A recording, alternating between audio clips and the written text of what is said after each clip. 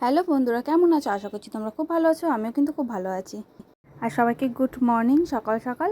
আর এখানে আমি ব্রাশ করতে চলে এসেছি। আজকে এখান থেকে তোমাদের সাথে ভিডিওটা আমি শুরু করলাম। সকাল সকাল ব্রাশ করা থেকে আরম্ভ করলাম ভিডিওটা শুরু করা। কিন্তু তোমাদেরকে অনেকদিন পর আমি ভিডিও দিয়েছি, কন্টিনিউ তো আর ভিডিও দিই না এখন। আর যতটুকু পারি ভিডিও ক্লিপ রেখে রেখে তোমাদেরকে ভিডিও শেয়ার করি। আর আমাদের উঠোনটা এত বেশি শ্যাওলা পড়েছে যে হাঁটাচলা করতে একটু ভয় লাগছে, কারণ স্লিপ করলেই গেল।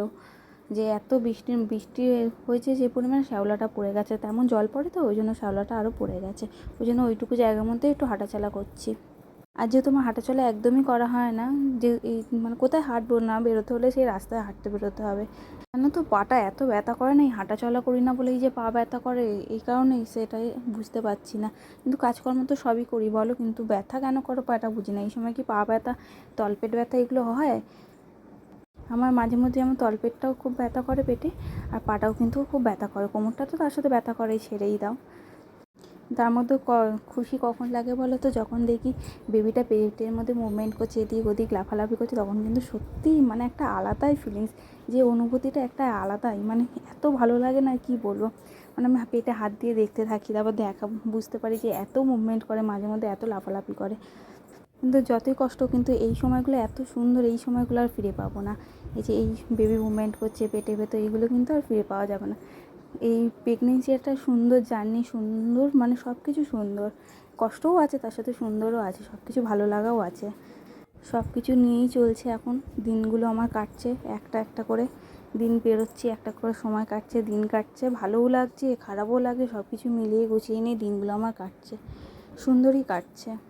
মাঝে মধ্যে একটু কষ্ট হয়, কেউ যখন থাকে না পাশে বা কিছু, তখন একটু কষ্ট হয়, নাহলে ঠিকঠাকই আছে সব দিনগুলো। মাঝে মাঝে মনে হয় যে একটু কেউ পাশে থাকলেও একটু গল্প করলাম, সেই দিনগুলো সেগুলো তো আর হয় না। সারাক্ষণে ফোনটা নিয়ে ঘাটা, এইসবই করা। একটা মেয়ে কিন্তু সময়ের সাথে সাথে সব কিছু কিন্তু মানিয়ে নেয়। এই যে প্রথমে মেয়ে থেকে বউ হলাম, বউ থেকে আবার মা হব, প্রতিটা ক্ষেত্রে কিন্তু মানিয়ে গুছিয়ে একটা মেয়েই নেয়। ছেলেরা কিন্তু এতটা মানিয়ে গুছিয়ে নেয় না, যতটা একটা মেয়ে মানিয়ে গুছিয়ে সব কিছু নিতে পারে। মেয়েরা হচ্ছে একটা আলাদা সব কিছু মানিয়ে নিতে পারে। যখন দুঃখ হয় দুঃখটাও মানিয়ে নিতে পারে, সুখটাকেও সবসময় মানিয়ে নিতে পারে। আর এখানে দেখো, সকাল সকাল আমার দাদু এসেছিলো ফল দিতে, কিছু ফল দিয়ে গেছে, তারপর চিড়ে, বাদাম আর ছোলা এইসব সব ভাজা দিয়ে গেছে আমাকে খাওয়ার জন্য। চিড়েটা আমি অত ভাজা পছন্দ করি না, কিন্তু তাও দিয়ে গেছে। বয়স্ক মানুষরা সেই সকালবেলা এসে আমাকে সব ফলগুলো দিয়ে গেছে। বললাম বসো, বসলো না।